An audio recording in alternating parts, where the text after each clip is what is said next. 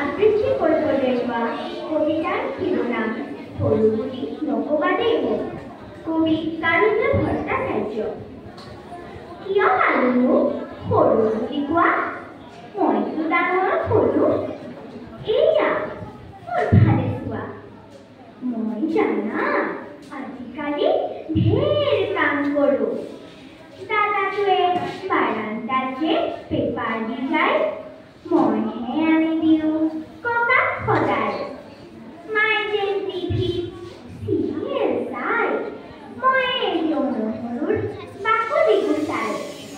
বুটামটো যদি খুলি দিয়ে কোনোবাই, নিজেই দিব পাৰোঁ মই চোলা খুলুকাই। আৰু কিন্তু সৰু বুলি নকবা দেই মোক। মুঠা এটা উঠিলেই বুজি পাওঁ মই দুৱাৰৰ ওপৰৰ সুখ। আজিকালি ওলোটাকে চেন্দেলো নিপিন্ধো, চকুত চাকি দিলে অকণো কান্দো।